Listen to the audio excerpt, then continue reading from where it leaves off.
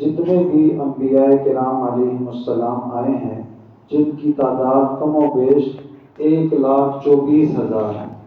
کم و بیش کتنے انبیاء آئے ہیں؟ 1,24,000 انبیاء آئے ہیں.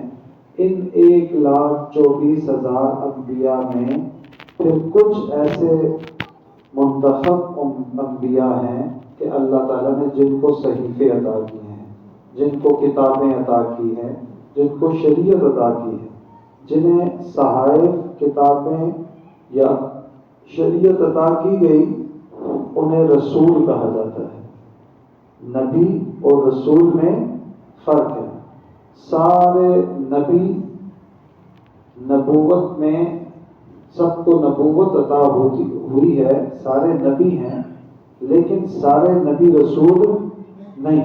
سارے نبی رسول نہیں. ساتھ طرف بولیں گے نا تو بات انشاءاللہ تھوڑی سمجھ آئے گی. سارے نبی رسول نہیں.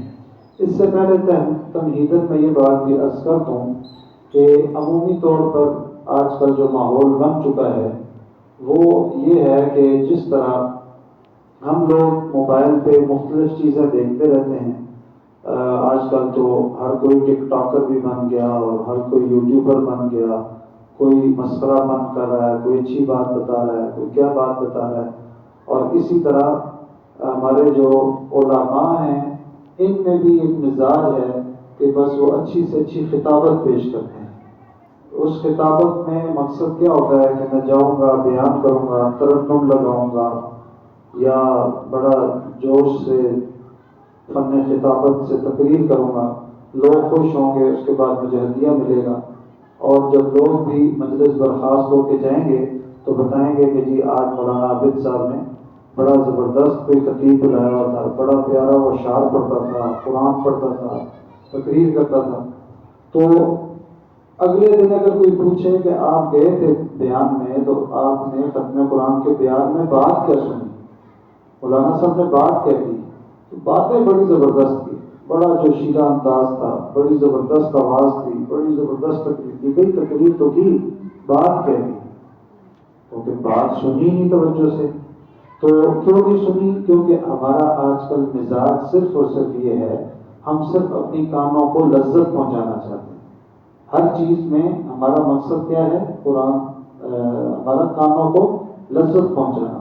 جیسے میں نے کہا ہم چونکہ عادی ہو گئے نا سوشل میڈیا پہ چیزیں دیکھنے میں، تو پھر ہم یہاں بیان سننے میں بھی چاہ رہے ہوتے ہیں ایسا بیان ہو جس سے ہمیں مزہ آئے، بڑا اچھا ان کا انداز ہو، بڑے اچھے انداز سے وہ بیان کریں تاکہ ہمیں بڑا مزہ آئے اور ہم آدھا پونا گھنٹہ انٹرٹینمنٹ لے کے یہاں سے بھی جائیں. تو میں یہ گزارش کرتا ہوتا ہوں کہ ہمارے بزرگوں سے جو ہم نے تربیت پائی، ہماری تربیت جو ہمارے بزرگوں سے ہوئی، اور آگے ہم جو اپنا بزرگوں کا سبق لے کر جگہ جگہ جا کے دین پہنچانے کی کوشش کر رہے ہیں، اس میں ہم یہ گزارش کرتے ہیں کہ بھئی بیان سننے سے پہلے ہم یہ نیت کر رہے ہیں کہ ہم یہ جو بیان سنیں گے اس کو پوری توجہ سے سنیں گے، پوری توجہ سے سنیں گے. پھر اس کے بعد اس کو یاد کرنے کی کوشش کریں گے، ساتھ ساتھ ذہن میں بٹھانے کی کوشش کریں گے. اور پھر یہ نیت کریں گے ساتھ ساتھ سننے سے پہلے کہ اللہ تعالیٰ جو باتیں عرض کی جائیں، جو باتیں کہی جائیں، ان پر ہمیں عمل کی توفیق عطا فرما دے. یعنی عمل کی نیت سے سنیں گے. اور پھر اس کے بعد اگلی چیز جو ہے وہ یہ ہے کہ یہ باتیں امانت ہیں. جو دین کی بات ہم سنتے ہیں یہ ہمارے پاس امانت ہے. یہ امانت آگے ہم نے اپنے گھر والوں تک پہنچانی ہے، چونکہ ہماری والدہ، ہماری اہلیہ، ہماری بہنیں اور بھی جتنے بھی خواتین گھر میں ہیں ان کے پاس یہ باتیں امانت ہیں، ہمارے ذریعے وہ پہنچنی چاہیے. اور ان کو بھی اسی نیت سے بتانی چاہیے کہ اللہ تعالیٰ ان کو بھی عمل کی توفیق عطا فرما دے.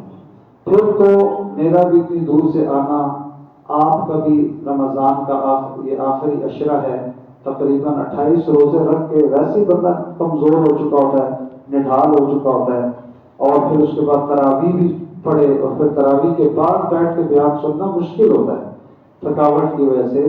تو یہ جو ساری ہم کوشش کر رہے ہیں، اس کوشش میں ہمیں کچھ باتیں ایسی مل جائیں کہ جس سے ہمیں فائدہ ہو، ہمیں عمل کی توفیق حاصل ہو جائے.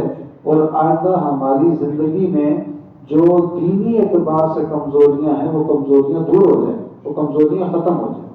تو اس کے ساتھ ساتھ تھوڑا آپ ساتھ ساتھ توجہ سے سنیں گے بات کو اور ساتھ ساتھ چلیں گے تو انشاءاللہ بات سمجھ میں آئے گی۔ تو میں یہ عرض کر رہا تھا کہ انبیاء جو ہیں، سارے انبیاء میں کچھ انبیاء ہیں جن کو رسالت عطا کی گئی، اور رسالت جس کو دی جاتی ہے اسے شریعت عطا کی جاتی ہے، اس نبی کو کتاب عطا کی جاتی ہے، کوئی صحیفہ عطا کیا جاتا ہے۔ تو سارے نبی تو ہیں لیکن رسول بولیں گے بات سمجھے، سارے نبی ہیں لیکن سارے نبی رسول نہیں ہیں۔ رسول جتنے بھی رسول ہیں وہ نبی بھی ہیں اور رسول بھی ہیں، وہ نبی بھی ہیں اور رسول بھی ہیں کہ ان کو نبوت بھی ملی ہے اور ان کو صحیفہ کتاب شریعت بھی ملی۔ تو آخر میں ہمارے پیارے آقا حضرت محمد مصطفیٰ صلی اللہ علیہ وسلم تشریف لائے تو اللہ تعالیٰ نے آپ کو انبیاء میں سے بھیجا اور رسول بھی بنایا، انبیاء میں سے بھیجا اور رسول بھی بنایا۔ لیکن سارے نبیوں میں اللہ تعالیٰ نے آپ کو امتیاز عطا فرمایا، آپ کو ایک اعلیٰ مرتبہ اور مقام عطا فرمایا کہ آپ کو سارے نبیوں کا سردار بنایا، سارے نبیوں کا سردار بنایا۔ اور میرے آقا نے فرمایا انا نبی الانبیاء، میں نبیوں کا بھی نبی ہوں، میں نبیوں کا بھی بولے نبیوں کا بھی بولے سارے بولے نبیوں کا بھی نبی ہوں۔ اور صرف یہاں تک نہیں بلکہ پہلے جو نبی ہیں ان کی نبوت ایک علاقے تک ہے، ایک زمانے تک ہے۔ آپ صلی اللہ علیہ وسلم کو جو نبوت عطا ہوئی قل یا ایھا الناس انی رسول اللہ الیکم جمیعا، اس اعلان سے بتا دیا گیا صرف مکہ، مدینہ، حجاز اور عرب تک نہیں بلکہ اس پوری زمین پر جہاں بھی کوئی انسان بستا ہے اس کے لیے رسول اللہ صلی اللہ علیہ وسلم کو نبی بنا کر بھیجا گیا ہے۔ اور قیامت کی صبح تک جس انسان نے آنا ہے اب ان سب کے لیے رسول اللہ صلی اللہ علیہ وسلم کو نبی بنا کر بھیجا گیا ہے۔ حضور اکرم صلی اللہ علیہ وسلم تشریف فرما ہے، سیدنا صدیق اکبر رضی اللہ تعالیٰ عنہ آپ کے پاس تشریف فرما ہے کہ سیدنا عمر رضی اللہ تعالیٰ عنہ کو تورات کے کچھ اوراق ملتے ہیں۔ تورات آسمانی کتاب ہے جو موسیٰ علیہ السلام پہ نازل ہوئی ہے۔ وہ اوراق لے کر آئے اور آپ صلی اللہ علیہ وسلم کے پاس تشریف لا کے سلام کیا، بیٹھے اور تورات کی تلاوت کی تو آپ صلی اللہ علیہ وسلم نے ناگواری کا اظہار کیا۔ حضرت ابوبکر صدیق رضی اللہ تعالیٰ عنہ سمجھ گئے تو آپ نے حضرت عمر کو اشارہ کیا اور روکا کہ آپ حضور اکرم صلی اللہ علیہ وسلم کے سامنے تورات کی تلاوت نہ کریں۔ تو حضرت موسیٰ علیہ السلام خاموش ہو گئے۔ آپ صلی اللہ علیہ وسلم نے فرمایا عمر تم تورات کی بات کرتے ہو، اگر موسیٰ بھی اب آ جائیں تو ان کو میرا کلمہ پڑھنا لازم ہوگا، ان کو میرے تابع ہونا لازم ہوگا کہ اب میری ہی نبوت ہے، اب کسی اور کی نبوت نہیں۔ تو ایسی جامع نبوت عطا فرمائی اور جامع نبوت عطا فرما کے پھر اللہ تعالیٰ نے آپ کو دو چیزیں عنایت فرمائی، ایک نعمت دنیا میں عطا فرمائی اور ایک نعمت اللہ نے اپنے پاس بلا کے عطا فرمائی۔ دنیا میں نعمت اللہ نے یہ عطا فرمائی کہ باقی سارے نبیوں میں جن کو صحائف ملے ان رسولوں کو کتابیں اور صحیفے لکھے ہوئے عطا کیے گئے، اور آپ صلی اللہ علیہ وسلم پر اللہ تعالیٰ نے اپنا کلام نازل فرمایا۔ اور آپ آقا صلی اللہ علیہ وسلم نے فرمایا القرآن کلام اللہ ویخرج منہ، قرآن اللہ کا کلام ہے اور اللہ کے اندر سے نکلا ہے۔ قرآن اللہ کا بولنا اللہ کا کلام ہے، قرآن اللہ کا کلام ہے اور اللہ کے اندر سے نکلا ہے۔ اللہ نور ہے، اللہ بولے اللہ نور ہے، تو جو نور کے اندر سے نکلے گا وہ کیا ہوگا؟ نور ہوگا۔ نور من نور اللہ، اللہ کے نور میں سے نور کلام اللہ ہے، اللہ کے نور میں سے نور کلام اللہ ہے۔ یہ جو کلام اللہ ابھی ہم نے تراویح میں سنا ہے یہ صرف کتاب نہیں ہے، صرف صحیفہ نہیں ہے، اور باقی پہلے جتنی بھی کتابیں ہیں، جتنے بھی صحیفے ہیں، وہ کلام اللہ، وہ کلام اللہ، انہیں وہ کلام اللہ نہیں ہے۔ معنی کیا ہوا کہ ان صحیفوں میں تورات ہو، انجیل ہو، زبور ہو یا باقی صحائف ہوں، کسی کو اللہ نے کلام نہیں فرمایا۔ قرآن کو سورہ فاتحہ، پھر الف لام میم ذالک الکتاب سے لے کر والناس کے آخری سین تک ایک ایک لفظ، ایک ایک حرف اللہ نے خود کلام فرمایا، اور یہ کلام حضرت جبرائیل علیہ السلام لے کر دنیا میں جب تشریف لائے، وہاں کتابیں جب عطا کی گئی تو بلایا گیا، وہاں کتابیں عطا کی گئیں، بلایا گیا۔ حضرت داؤد علیہ السلام کو کہا عبادت گاہ میں آؤ اور زبور لے لو، حضرت موسیٰ سے فرمایا طور پہاڑ پہ آؤ اور تورات لے لو، اور حضرت عیسیٰ علیہ السلام سے فرمایا عبادت گاہ میں آؤ انجیل لے لو۔ اور یہاں ہمارے آقا کو کسی جگہ بلایا نہیں ہے، بلکہ قرآن کو آپ کے مبارک سینے پر نازل فرما دیا، اور قرآن ایسے نازل نہیں ہوا، تھوڑی سی اگر آواز کم کریں مولانا، تھوڑی مجھے بولنے میں مشکل ہو۔ کلام نازل ہوا کتنے سال میں؟ 23 سال میں، اور سورۃ العلق کی پہلی 5 آیات اقرأ بسم ربک الذی خلق سے ابتدا ہوئی، قرآن میرے آقا کے مبارک سینے پہ نازل ہوا۔ آپ یہ دیکھیں اللہ تعالیٰ خود فرماتے ہیں لو انزلنا هذا القرآن على جبل لرأيته خاشعا متصدعا من خشیت اللہ، کہ اگر میں اس قرآن کو پہاڑوں پہ نازل کرتا تو پہاڑ لرز اٹھتے، اور متصدعا کا معنی کیا ہے؟ متصدعا کا معنی ہے جیسے پہاڑ کے اندر کوئی بم رکھا جائے، اور جب بم پھوڑا جاتا ہے تو سارا پہاڑ کیا ہو جاتا ہے؟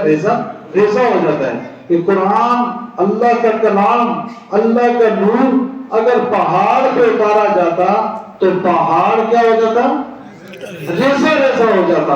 اور یہاں اللہ نے اپنے پیارے حبیب کو پہاڑوں سے بھی زیادہ مضبوط سینہ، اور اتنا مضبوط سینہ عطا فرمایا کہ جس میں اللہ کا کلام نازل ہوا۔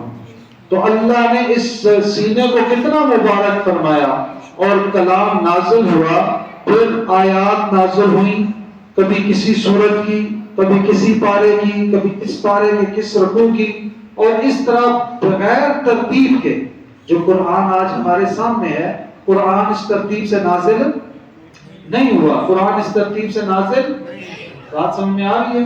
قرآن اس ترتیب سے نازل نہیں ہوا، بولے نا ساتھ، تاکہ مجھے پتہ چلے بات سمجھ میں آ رہی ہے۔ قرآن اس ترتیب سے نازل نہیں ہوا۔ یہ جو نا الف لام میم، سورہ بقرہ، اور اس طرح صورتیں چلتی چلتی سورۃ الناس تک جو 30 پارے جو ہم ترتیب سے پڑھتے ہیں، ترتیب سے سنتے ہیں، اس ترتیب سے قرآن نازل نہیں ہوا۔ کبھی کس سورت کی کون سی آیت، کبھی کس آیت، کسی پارے کی کون سی آیت، اس طرح بغیر ترتیب سے قرآن نازل ہوا۔ ایک دفعہ رسول اللہ صلی اللہ علیہ وسلم کو فکر لاحق ہوئی کہ کہیں ایسا نہ ہو کہ میں اس قرآن کو بھول جاؤں، یا میں اس قرآن کی کسی سورت کی آیت کسی دوسری سورت کی آیت میں یاد نہ کروں۔ یعنی سورہ یاسین کی آیت ہے، وہ کہیں میں سورہ رحمان کی آیات میں نہ رکھ لوں، سورہ بقرہ کی آیات میں نہ رکھ لوں، سورہ آل عمران کی آیات میں نہ رکھ لوں۔ تو وحی کا جب نزول ہوا، آثار ختم ہوئے، تو آپ صلی اللہ علیہ وسلم نے قرآن کو دہرانا شروع کیا۔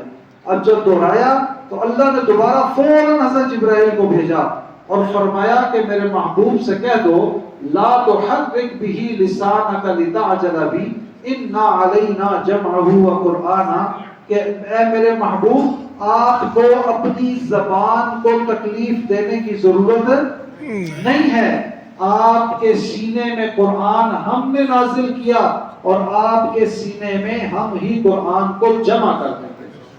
کیا مانا؟ کہ جو آیت جس سورت کی ہوگی وہاں ہم خود محفوظ کر دیں گے، جو آیت جس پارے کے جس رکوع کی ہوگی وہاں ہم خود محفوظ کر دیں گے۔ ایسا ہی ہوا کہ 23 سال میں حضرت جبرائیل علیہ السلام بے شمار دفعہ زمین پر آئے اور آپ صلی اللہ علیہ وسلم سے آپ نے دور کیا، قرآن کا دور کیا. دور کہتے ہیں سننے سنانے کو. وہ دور کیا، اس دور میں کبھی بھی کسی ایک لفظ کی، کسی ایک حرف کی، کسی زیر زبر پیش اور شد اور مد کی غلطی نہیں آئی. اللہ نے ایسے کلام میرے آقا کے مبارک سینے میں محفوظ کر دیا. تو میں نے عرض کیا کہ اللہ نے ایک نعمت عطا فرمائی ہمارے آقا کو دنیا میں، اور وہ نعمت کیا ہے؟ اللہ کا کلام ہے. وہ نعمت کیا ہے؟ اللہ کا کلام ہے. اور یہ اللہ کا کلام اللہ نے اس کی حفاظت کا ذمہ بھی لیا ہے. باقی انبیاء میں جن رسولوں پر صحائف نازل ہوئے، ایک تو اللہ نے ان کو کلام نہیں فرمایا، اور دوسرا ان کو اللہ نے ان صحائف کی حفاظت کا ذمہ بھی نہیں لیا، قرآن کی حفاظت کا ذمہ لیا. اسی لیے اللہ نے اس کو کلام کی صورت میں نازل فرمایا ہے. اور حفاظت کیسے ہوتی ہے اس سے آگے چل کے میں پھر آگے یہ بات بتاؤں گا. اللہ تعالیٰ نے ایک نعمت عطا کی ہے، اپنے کلام کی نعمت. وہ کہاں عطا کی ہے؟ زمین پر عطا کی ہے. کہاں عطا کی ہے؟ زمین پر. اور ایک نعمت اللہ نے اپنے پاس بلا کے عطا کی. تو جو ہے ایک نعمت اپنے پاس بلا کے عطا کی. دو عظیم نعمتیں ہیں، دو عظیم نعمتیں ہیں. ایک نعمت اللہ نے زمین پہ عطا کی ہے، اور وہ نعمت کیا ہے؟ کلام اللہ ہے. وہ نعمت کیا ہے؟ کلام اللہ ہے. وہ نعمت کیا ہے؟ کلام اللہ ہے. اور ایک نعمت اللہ نے آسمانوں سے بھی اوپر، سدرۃ المنتہا سے بھی اوپر معراج کی رات بلا کے عطا کی ہے. وہ ہے اپنے دیدار کی نعمت. وہ کیا ہے؟ بولے نا میرے بچے، بول رہے ہیں آپ کو. اپنے دیدار کی نعمت. ایک کلام اللہ کی نعمت ہے، اللہ کے اندر سے نور آیا ہے. اور ایک اپنے دیدار کی نعمت ہے، اپنی زیارت کرائی ہے. کسی نبی کو اللہ نے اپنا دیدار نہیں کرایا. سب نشانیوں کے گواہ ہیں. اور ہمارے آقا کے بارے میں اللہ نے فرمایا اِنَّا أَرْسَلْنَاكَ شَاهِدًا، اے میرے محبوب ہم نے آپ کو موقع کا گواہ بنایا. موقع کا گواہ یعنی اپنی مبارک آنکھوں سے اللہ کا براہ راست دیدار کیا ہے. اور اس دیدار سے جو آپ کو نعمت عطا ہوئی ہے، اس نعمت کو معرفت الہی کی نعمت کہتے ہیں. اس نعمت کو معرفت الہی کی نعمت یعنی اللہ کو پہچاننے کی نعمت کہتے ہیں. تو اللہ کو پہچاننے کی نعمت کا کیا مطلب ہے کہ آپ صلی اللہ علیہ وسلم نے فرمایا میں تم میں سب سے زیادہ اللہ کی معرفت رکھتا ہوں، اللہ کو پہچانتا ہوں، اور تم میں سب سے زیادہ اللہ سے ڈرتا ہوں. تم میں سب سے زیادہ اللہ کو پہچانتا ہوں اور تم میں سب سے زیادہ اللہ سے ڈرتا ہوں. یعنی جب معرفت ہوگی، جیسے ہمیں پتا ہو ہمارے والد صاحب ہمیں دیکھ رہے ہیں تو ہم غلطی کرتے ہیں؟ نہیں کرتے. ہم دیکھیں کہ ہمارے استاد صاحب ہمیں دیکھ رہے ہیں، ہم غلطی کرتے ہیں؟ نہیں کرتے. کوئی گناہ کرتے ہیں؟ نہیں کرتے. یہاں تک کہ اگر ہمیں یہ بھی پتا ہو کہ کوئی بچہ ہمیں دیکھ رہا ہے تو ہم غلطی کرتے ہیں؟ نہیں کرتے. ہمیں شرم آتی ہے کیونکہ ایک بچہ ہمیں دیکھ رہا ہے، ایک بے شک معصوم بچہ ہی کیوں نہ دیکھ رہا ہو، شرم آتی ہے. تو اللہ نے اپنی معرفت حضور اکرم صلی اللہ علیہ وسلم کے مبارک سینے میں محفوظ فرمائی، اپنی معرفت آپ کے سینے میں منتقل فرمائی. تو آپ صلی اللہ علیہ وسلم کو دو نعمتیں عطا ہوئیں، ایک کلام اللہ کی نعمت، ایک معرفت الہی کی نعمت. اور یہ معرفت الہی کی نعمت لے کر پھر جب آپ زمین پر اترے ہیں اور آپ نے جب لا الہ الا اللہ محمد رسول اللہ کی دعوت دی ہے، تو جس نے ایمان قبول کیا ہے، جس نے ایمان قبول کیا ہے. اب دیکھیں دو باتیں ہیں بیداری میں. جس نے پہلی بات کیا ہے؟ بیداری میں، خواب میں نہیں، بیداری میں. اور دوسری ایمان قبول کیا ہے.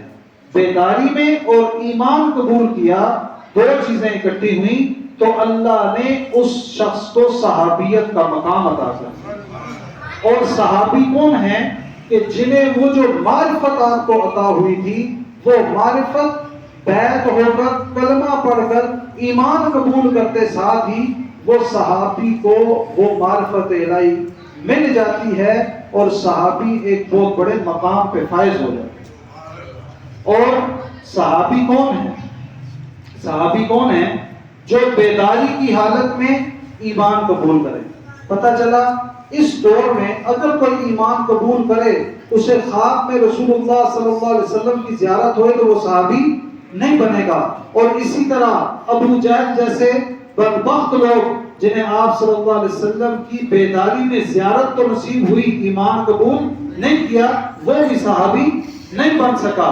تو صحابیت جو حاصل ہوئی وہ ایمان کے ساتھ بیداری میں صحبت حاصل کرنے سے، بیداری میں زیارت کرنے سے حاصل ہوئی۔ اور صحابی کو پھر کیا مقام ملا؟ رضی اللہ عنہم ورضوا عنہ، کہ یہ صحابی اس کو اللہ اس سے راضی ہیں اور یہ اللہ سے راضی ہیں۔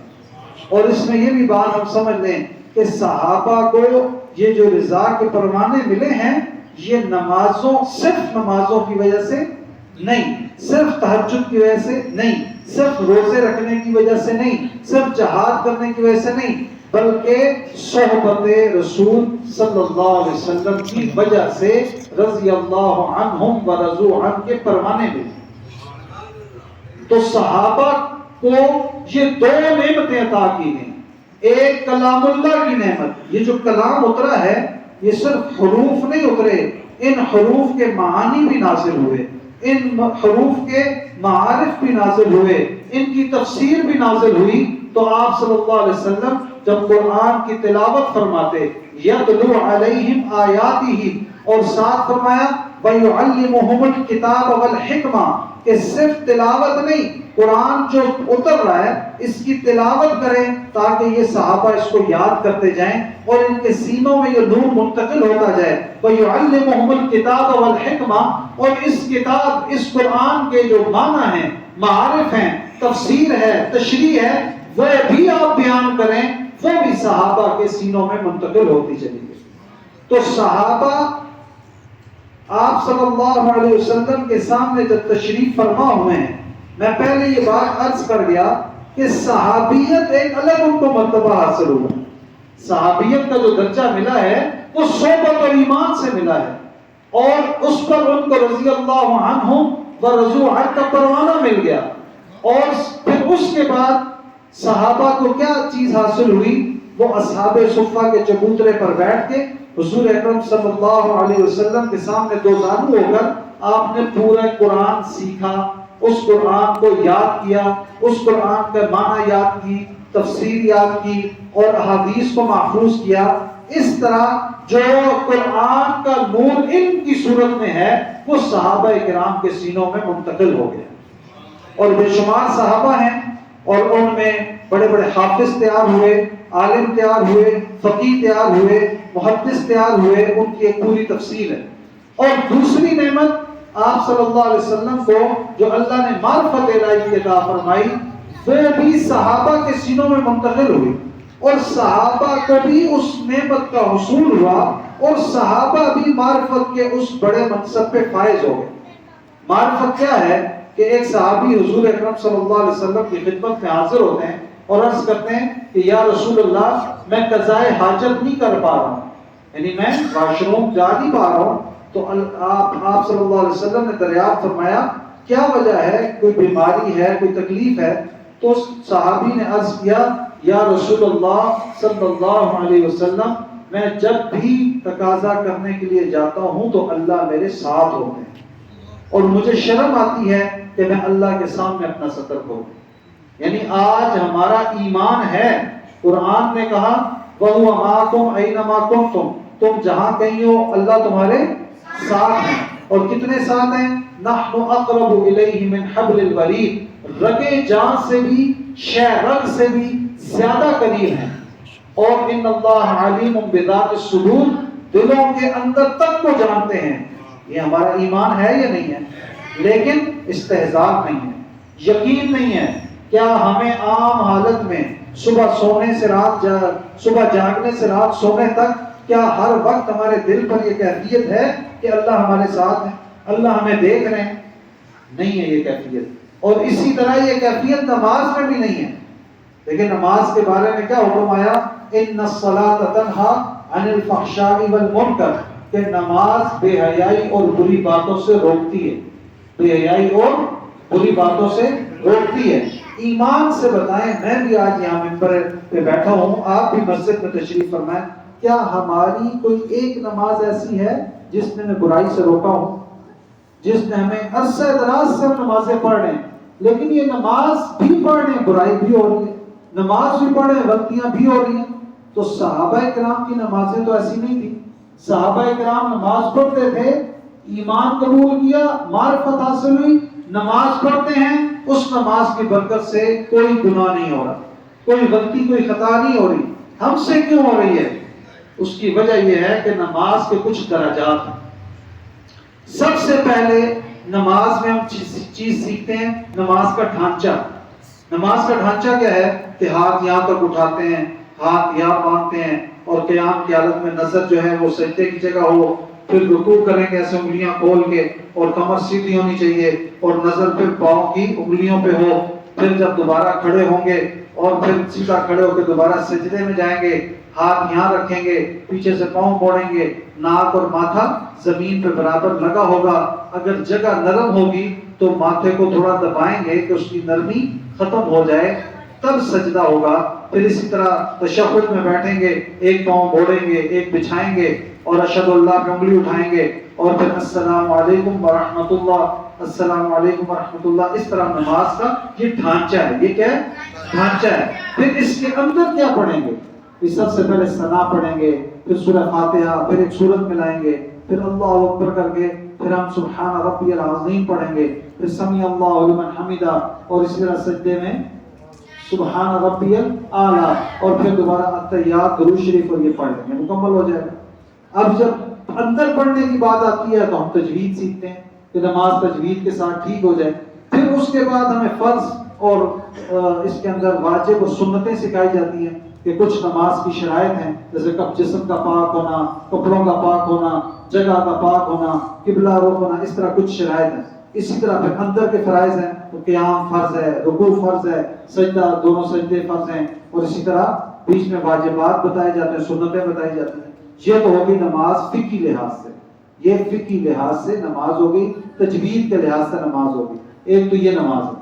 اس نماز کے بعد بتایا جاتا ہے کہ نماز کو خشوع خضوع کے ساتھ پڑھو، یعنی سوار کے پڑھو، آرام سے سکون کے ساتھ پڑھو، اچھے طریقے سے ارکان ادا کرو۔ اکثر لوگوں کو دیکھا وہ ہاتھ ایسے کر کے بات کر رہے ہیں، وہ تو جاتا ہے لیکن خشوع کہتا ہے کہ کانوں تک لے کے جاؤ۔ اب بتایا جاتا ہے کہ 3 انگلیاں ایسے رکھ کے ہاتھ باندھیں، ٹھیک ہے، اور ایسے بھی لوگ باندھ دیتے ہیں، ایسے باندھنے سے بھی نماز ہو جاتی ہے۔ خشوع یہ ہے کہ پورے اہتمام سے باندھیں، ادب سے کھڑے ہوں، اور اگر کہیں نظر دائیں بائیں ہو جائے یا ہاتھ لگا رہے ہیں، ادھر لگا رہے ہیں، حرکت کر رہے ہیں، نماز تو ہو جاتی ہے لیکن کمزور ہے۔ خشوع کیا کہتا ہے کہ جب نماز شروع کر دی، اب خارش ہو رہی ہے تو خارش نہ کریں، اب ادھر ادھر مت دیکھیں، دھیان ادھر ادھر مت نہ لے کے جائیں، اور اسی طرح پوری نماز مکمل کریں، ہر رکن کو اچھے طریقے سے کریں۔ اس کو کہتے ہیں خشوع خضوع کے ساتھ۔ اب یہ نماز کا دوسرا درجہ۔ ایک تیسرا درجہ ہے، اور جو اصل درجہ ہے، تیسرا درجہ کیا ہے؟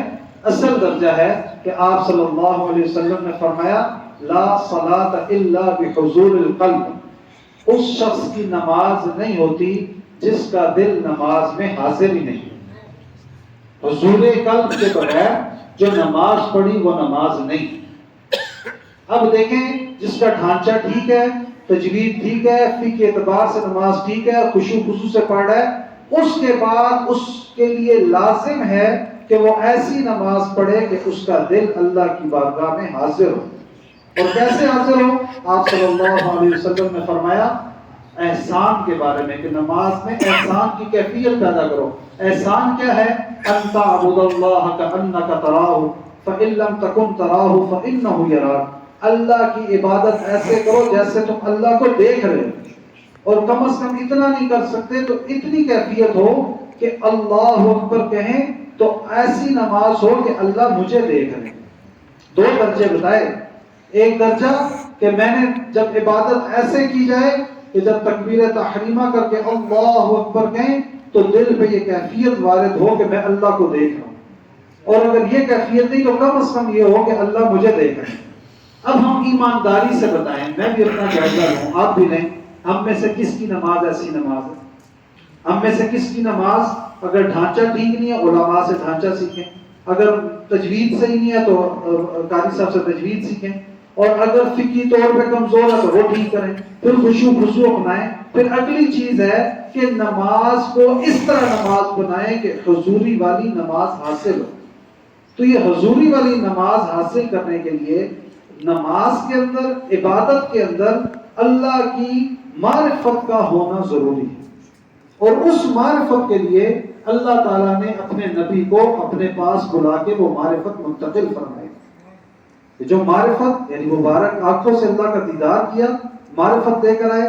آج دیکھیں کوئی عمرہ کر کے آتا ہے تو ہم اس سے ملنے جاتے ہیں، اور ملنے جاتے ہیں، اس سے ملتے ہیں، جہاں اور بہت ساری وجوہات ہیں، اس میں ایک بات یہ ہوتی ہے کہ یہ شخص اللہ کے گھر کو دیکھ کر آیا ہے، یہ شخص حضور اکرم صلی اللہ علیہ وسلم کے روزے کی زیارت کر کے آیا ہے، تو میں بھی اس سے مل لوں، میں بھی ان آنکھوں کو دیکھ لوں جن آنکھوں نے نبی کا روزہ دیکھا ہے، جن آنکھوں نے بیت اللہ دیکھا ہے۔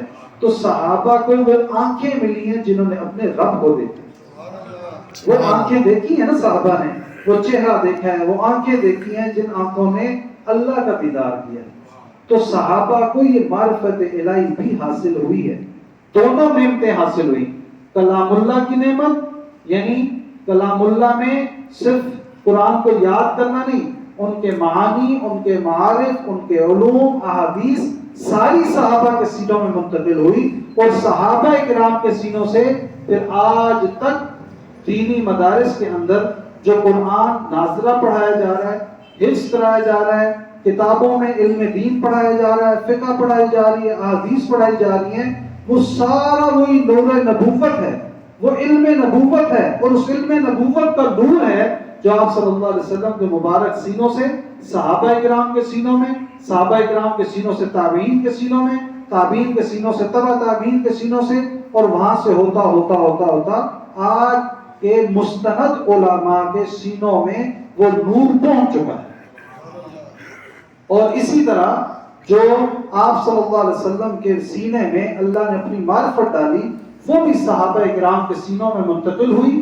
صحابہ اس مقام پہ پہنچے کہ وہ نماز ہو یا غیر نماز ہو، ہر وقت ان کے دل پہ یہ کیفیت وارد تھی کہ یا ہم اللہ کو دیکھ رہے ہیں یا اللہ ہمیں دیکھ رہے ہیں۔ یہ کیفیت حاصل تھی صحابہ کو، اور صحابہ کے سینوں سے پھر آگے تابعین کو سینوں میں منتقل ہوئی، پھر تبع تابعین کے سینوں میں منتقل ہو کے پھر اولیاء کرام کے سینوں سے ہوتی ہوتی آج کے بھی مستند بزرگان دین، مستند اللہ والوں کے سینوں میں وہ نعمت محفوظ ہے، اور وہ سینوں سے نعمت آج بھی مل رہی ہے، آج بھی مل رہی ہے۔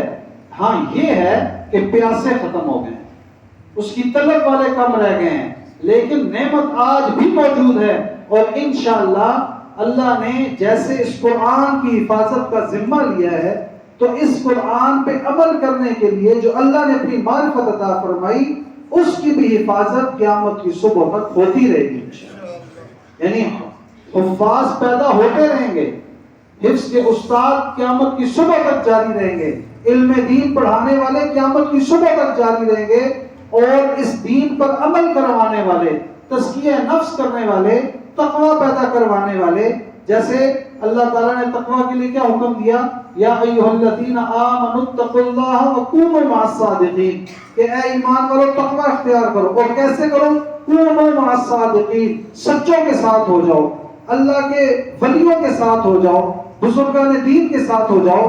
تو علماء نے لکھا کہ جب اللہ نے فرمایا ہے کہ تقوی صادقین سے ملے گا، تو جس طرح یہ حکم قیامت کی صبح تک رہے گا، اللہ والے بھی قیامت کی صبح تک رہیں گے انشاءاللہ، اور یہ دین اسی طرح پہنچے گا اور ملتا رہے گا۔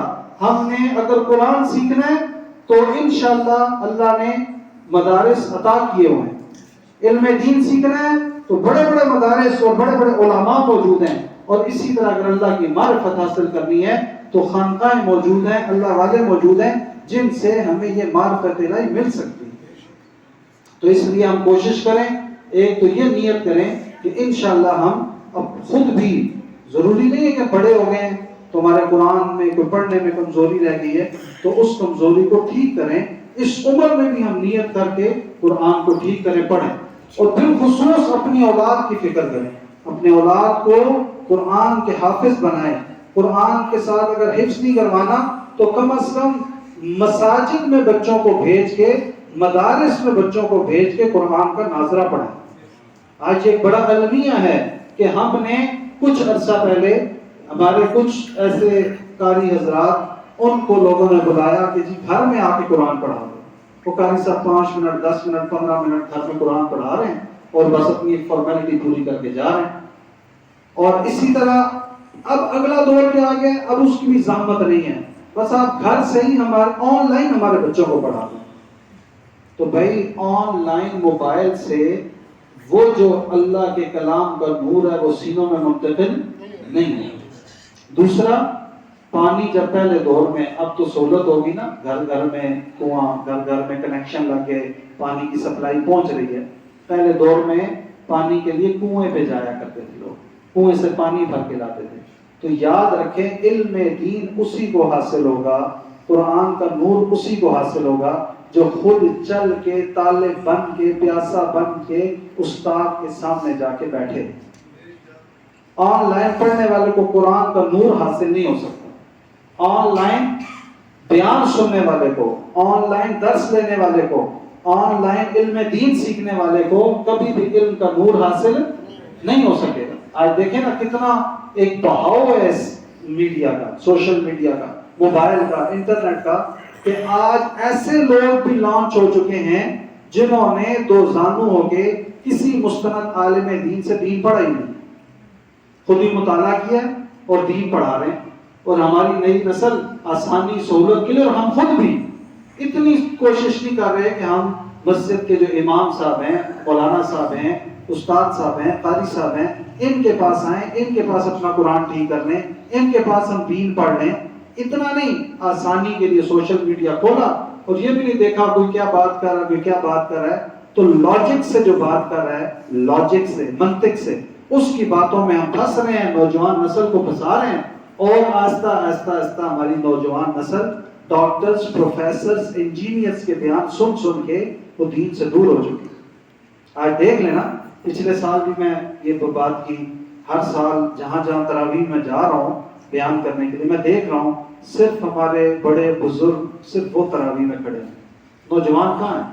یہ چھوٹا سا محلہ تو نہیں ہے، یہ چھوٹا سا علاقہ تو نہیں ہے۔ 9th-10th کا اسٹوڈنٹ کدھر ہے؟ ابھی ہاتھ کھڑا کریں تو 9th-10th کے صرف 2-3 اسٹوڈنٹ نکلیں گے۔ فرسٹ ایئر سیکنڈ ایئر کا آپ کا اسٹوڈنٹ کہاں ہے؟ وہ تراویح میں کیوں نہیں نظر آ رہا؟ اسی طرح یونیورسٹی کا اسٹوڈنٹ کہاں ہے؟ تراویح میں کیوں نہیں نظر آ رہا؟ کیونکہ ہم نے اس کے ہاتھ میں موبائل دے دیا اور وہ موبائل سے دین سیکھ رہا ہے، اور موبائل کا دین اس کو یہ بتا رہا ہے کہ 20 تراویح ہے ہی نہیں، اور یہ تراویح سنت ہے، نفل عمل ہے، ضروری نہیں ہے پڑھنا، اور مسجد میں جا کے فرض نماز بھی پڑھنا ضروری نہیں ہے، گھر میں پڑھ لو۔ یہ امام صاحب یوں ہیں، یہ امام صاحب یوں ہیں، ان کے پیچھے یوں ہوتا ہے، ان کے پیچھے یہ ہے، ان کا یہ ہے، فلانا ہے، فلانا فلانا فلانا کرتے کرتے آج ہم دیکھ لیں کہ ہم نے اپنی نئی نسل کو کہاں تک پہنچا دیا۔ تو اللہ تعالیٰ نے فرمایا یا ایھا الذین آمنوا قوا انفسکم واہلیکم نارا، اپنی بھی فکر کرو، اپنے اہل خانہ، اپنی اولاد کی بھی فکر کرو۔ تو اس لیے دیکھیں یہ جو تمہیداً 2 باتیں عرض کی ہیں، اس میں جب بھی کمی آئے گی نقصان ہوگا۔ کس چیز میں؟ کہ اللہ تعالیٰ کے کلام کی اگر قدردانی نہیں کی جائے گی، اس کی قدردانی کیا ہے کہ اپنے بچوں کو اگر ناظرہ بھی پڑھانا ہے تو مسجد میں بھیجیں، اگر مدرسہ بھی پڑھانا ہے تو 2 گھنٹے 1.5 گھنٹہ جو بھی قاری صاحب کی یہاں ترتیب ہو، زور کے بعد ہے، عصر کے بعد ہے، مغرب کے بعد ہے، یہاں بھیجیں بچوں کو۔ مسجد کے ماحول میں آئیں گے، علماء کا پتہ چلے گا، علماء سے جڑیں گے تو سب سے پہلے فائدہ یہ ہوگا کہ وہ جو پیچھے کنیکشن ہے نا آپ صلی اللہ علیہ وسلم سے، نور کا جو کلام اوپر سے اترا ہے، نور وہ آپ کے سینوں سے ہوتا ہوا استاد صاحب کے سینوں میں، مولانا صاحب کے سینوں میں پہنچا، وہ یہی سے حاصل ہوگا۔ اور یاد رکھیں آپ سب حضرات جتنے بھی ماشاءاللہ جم کے نماز پڑھ رہے ہیں، جم کے تراویح پڑھتے ہیں، آپ غور کریں کہ آپ لوگوں نے قرآن گھروں میں ٹیوشنوں میں نہیں پڑھا ہوگا، آپ لوگوں نے استادوں کے پاس جا کے مسجدوں میں پڑھا، تو آج اللہ نے آپ کو توفیق دی ہے کیونکہ کم صحیح لیکن کچھ نہ کچھ نور اس کا آپ کے سینوں میں منتقل ہوا ہے استاد صاحب کے سینوں سے. اور جن کے سینوں میں نہیں ہے وہ دیکھیں مسجدیں خالی ہوتی جا رہی ہیں, دین سے دوری ہوتی جا رہی ہے. تو اس لیے یاد رکھیں, اپنے بچوں کو مسجد کے ساتھ جوڑیں, علماء کے ساتھ جوڑیں. سوشل میڈیا پہ جتنے لوگ بھی بیان تقریریں کر رہے ہیں ان سے دور کریں. علماء کے ساتھ یہاں جوڑیں, براہ راست مسائل سیکھیں. آپ آئے علماء سے مسائل سیکھیں. اور ہر والد پہ ذمہ داری ہے کہ اپنے بچوں کے لیے, ان کی تربیت کے لیے دینی مسائل سیکھے, ضرورت دین کے مسائل سیکھے, اس پر فرض ہے. اور پھر اپنے بچوں کو سکھائے آگے, اور بچوں کو بھی یہاں پر جوڑیں. اور دوسری چیز, آہستہ آہستہ یہ فقدان ہوتا جا رہا ہے کہ ایک تو ہمارا یہ جو تصوف کا شعبہ, تزکیہ نفس کا شعبہ, تربیت کا شعبہ اور خانقاہ کا شعبہ, یہ آہستہ آہستہ گدی نشینوں کے حوالے ہو گئے. اور گدی نشینوں میں کیا ہے, کوئی بزرگ تھے, وہ ٹھیک ہے اپنی جگہ انہوں نے محنت کی, اللہ نے ان کو نوازا, ان سے لوگوں کو فیض ملا, بس ان کی قبر بن گئی. اب ان کی اولاد جو ہے وہ گدی نشین بن کے بیٹھ گئی, نہ نماز پڑھ رہی ہے, نہ شریعت کی پابندی ہے, اور نہ دین کے اوپر عمل ہے. بس ہم لوگ جا رہے ہیں اپنے شیخ کی عقیدت میں, اور جا کے تصوف کا یہ ایک نقشہ بن گیا. تو بھئی یہ معرفت الہی باقاعدہ اس کا حصول کرنا, تزکیہ نفس, اس میں جانا, اپنی اصلاح کروانا. علماء نے لکھا ہے کہ اپنی اصلاح کرنی فرض ہے ہر بندے پہ.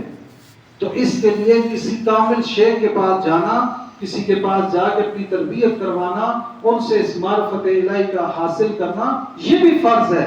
اور اس فتنے کے زمانے میں تو بہت لازم ہے. تو اس لیے میں یہ گزارش کروں گا کہ آپ یہ چیز ذہن میں رکھ لیں کہ بھئی جہاں نسبت جڑتی ہے نا, میں اکثر یہ بات کہتا ہوں کہ دیکھیں یہ جو لائٹ جل رہی ہے, ادھر دیکھیں لائٹ جل رہی ہے نا, ادھر دیکھیں لائٹ جل رہی ہے, لائٹ جل رہی ہے. یہ جو لائٹ جل رہی ہے اس کو ہم کس طرح جلاتے ہیں, کس چیز سے جلاتے ہیں, کس چیز سے جلاتے ہیں, بٹن سے. سب ذرا توجہ سنیں, یہ جو لائٹ جل رہی ہے, روشنی ہو رہی ہے, یہ روشنی ہم کس چیز سے پیدا کر رہے ہیں, بولے نا, ابھی بول رہے تھے آپ, بٹن سے ہے نا. کس چیز سے ہے, بٹن سے ہے. اب بچہ تو یہی سمجھتا ہے کہ بٹن سے لائٹ آن ہوتی ہے, بٹن سے لائٹ آن ہوتی ہے, بولے نا, سب بولے بٹن سے لائٹ. لیکن حقیقت میں بٹن سے لائٹ آن نہیں ہو رہی. بٹن کے پیچھے بریکر ہے, بریکر کے پیچھے میٹر ہے, میٹر کے پیچھے ٹرانسفارمر ہے, ٹرانسفارمر سے پیچھے گریڈ سٹیشن ہے, پھر وہاں جہاں سے بجلی بن رہی. اسی طرح جو مولانا صاحب آپ کے بچوں کو, قاری صاحب, حافظ صاحب, مولانا صاحب یہاں مسجد مدرسے میں بیٹھ کے قرآن پڑھا رہے ہیں, یہ وہ بلب ہے جو آپ کے بچوں کو روشن کر رہے ہیں. ان کے پیچھے ان کے استاد صاحب ہیں, ان سے پیچھے ان کے استاد صاحب ہیں, ان سے پیچھے ان کے استاد صاحب ہیں. یہ باقاعدہ ایک سند ہے, ایک نسب ہے, ایک سند ہے. یعنی حضرت مولانا صاحب ہیں, ان کا سینہ اپنے استاد کے سینے سے جڑا ہوا ہے, ان کا سینہ ان کے استاد سے سینے سے جڑا ہوا ہے. اور یہ سینہ در سینہ, سینہ در سینہ حضرات صحابہ کرام کے سینوں تک پہنچ رہا ہے, اور حضرات صحابہ کرام کے سینوں سے حضور اکرم صلی اللہ علیہ وسلم کے سینوں تک مل رہا ہے. اور حضور اکرم صلی اللہ علیہ وسلم کے سینے میں یہ نور کہاں سے نازل ہوا ہے, اللہ تعالیٰ کی بارگاہ سے آیا ہے. اور اسی طرح اولیاء کرام جو تصوف میں بزرگان دین ہیں, یہ بزرگان دین بیعت کرتے ہیں. ان کی ترتیب بیعت کی ہے کہ آپ صلی اللہ علیہ وسلم سے 3 طرح کی بیعت ثابت ہے. ایک بیعت علی الایمان ثابت ہے, ایک بیعت علی الجہاد ثابت ہے, اور ایک بیعت توبہ ثابت ہے. تو یہ جو بیعت توبہ ہے کہ جب شیخ, جیسے میرے شیخ ہیں, میں نے ان کے ہاتھ میں ہاتھ دے کے توبہ کی ہے. پہلا فائدہ کیا ہے, ایک ہے اکیلے کی استغفار, اس پہ یقین نہیں ہے کہ وہ توبہ مضبوط ہوگی, توبہ مضبوط ہوگی. لیکن جب شیخ کے ہاتھ میں ہاتھ دیں گے, اور ایسے شیخ میں جن کے پیچھے کوئی باقاعدہ سند ہو, ان کو کسی باقاعدہ کامل شیخ نے, مستند شیخ نے خلافت دی ہو, اور وہ شریعت کے پابند ہو, سنت کے پابند ہو, اور پھر ان سے پیچھے ان کے شیخ, ان کے شیخ, ان کے شیخ کرتے کرتے کرتے کرتے صحابہ کرام تک پہنچی ہو وہ بیعت, اور پھر صحابہ کرام سے حضور اکرم صلی اللہ علیہ وسلم تک وہ بیعت پہنچی ہو. اور آپ صلی اللہ علیہ وسلم کے ساتھ جب بیعت پہنچ جاتی ہے تو اس بیعت کے 2-3 فوائد عرض کروں گا. ایک تو جب بیعت توبہ کرتے ہیں جب ہم بیعت ہوتے ہیں، ذرا توجہ میری طرف رکھیے گا برائے مہربانی، یہ عام باتیں نہیں ہو رہی ہیں، تھوڑی سی مہربانی کر لیں. یہ جو بیعت ہم کرتے ہیں، میں نے پہلے قرآن کا بتایا کہ قرآن کا نور موبائل سے حاصل کبھی نہیں ہوگا، چاہے کتنے ہی قیمتی دلائل ہوں، کتنی بڑی دلائل کے انبار لگا دیے جائیں، کلام کا نور نہیں حاصل ہوگا. دوسرا یہ جو برکت ہے بیعت کی برکت کیا ہے کہ میں نے اپنے شیخ کے ہاتھ میں ہاتھ دیا، میرے شیخ کا ہاتھ میرے شیخ کے ان کے شیخ کے ہاتھ میں ہے، ان کے شیخ کا ہاتھ ان کے شیخ کے ہاتھ میں ہے، یوں ہاتھ در ہاتھ ہاتھ در ہاتھ ہاتھ در ہاتھ حضور اکرم صلی اللہ علیہ وسلم کے مبارک ہاتھ تک پہنچ جاتا ہے. سبحان اللہ. سمجھ ہوئی نا، جڑ گیا نا. اس جڑنے کی برکت سے جب توبہ بیعت توبہ کی جاتی ہے، اللہ تعالیٰ اس کی زندگی کو پلٹ دیتا ہے. اس نسبت کی برکت سے نسبت حاصل ہوتی ہے، کرنٹ حاصل ہوتا ہے. جیسے میں نے بتایا نا، بٹن تو شیخ ہے نا، شیخ کے ہاتھ میں نے ہاتھ دیا، شیخ بٹن ہے. جب شیخ نے بٹن آن کیا، پیچھے سے جو کرنٹ آ رہا تھا، جو بزرگوں کی نسبت ہاتھ در ہاتھ آ رہی تھی، وہ اس مرید کے ہاتھ میں منتقل ہوتی ہے، نسبت کے ساتھ جڑتا ہے. اللہ اس کی زندگی کو بدل دیتے ہیں، پلٹ دیتے ہیں. تو کامل شیخ کامل بزرگ کی صحبت آپ کے پاس بیعت ہونے سے یہ فائدہ حاصل ہوتا ہے. اب یہ دونوں چیزیں کیا ہیں؟ مستند ہیں. دونوں کیا ہیں؟ مستند ہیں. کہاں سے چلی ہیں؟ اللہ سے. اللہ تعالیٰ سے کلام آیا، اللہ تعالیٰ سے معرفت الہی آئی، اور منبع کیا ہے؟ حضور اکرم صلی اللہ علیہ وسلم کا مبارک سینہ. اور مبارک سینے سے پھر آپ صلی اللہ علیہ وسلم نے فرمایا، میرے سینے میں جو کچھ تھا میں نے ابو بکر کے سینے میں ڈال دیا. سبحان اللہ. میرے سینے میں جو کچھ تھا میں نے ابو بکر کے سینے میں ڈال دیا.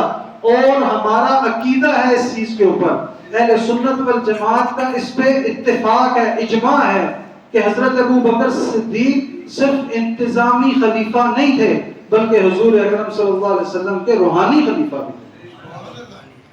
باقاعدہ اس میں دلائل ہمارے کابرین بزرگان دین نے باقاعدہ دلائل سے ثابت کیا ہے کہ یہ صرف انتظامی امیر المؤمنین یا خلیفہ نہیں تھے، بلکہ آپ صلی اللہ علیہ وسلم کے سارا علم، ساری روحانیت آپ کے سینوں میں منتقل ہوئی.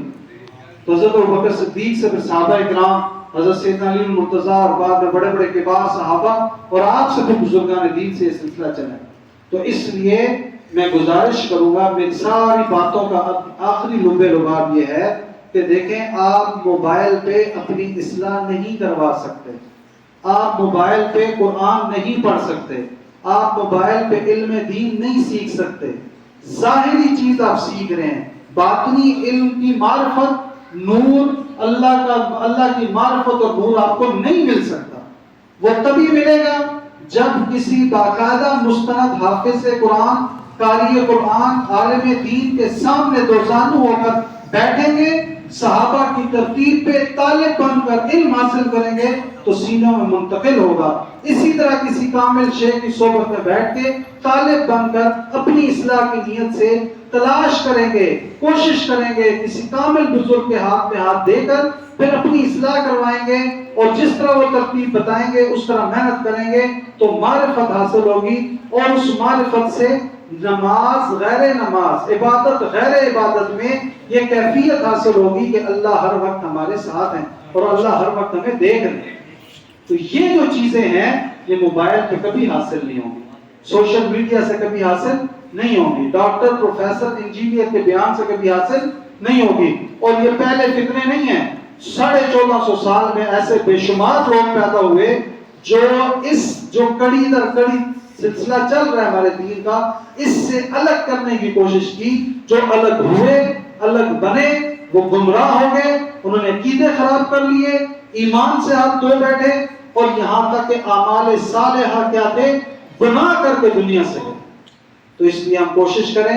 2 باتیں عرض کی ہیں کہ ایک تو یہ گزارش ہے کہ قرآن پاک کا نور حاصل کرنے کی فکر کریں، اور وہ تبھی ہوگا جب ہم خود بھی طالب بن کے آئیں علماء کے پاس، قاری حضرات کے پاس.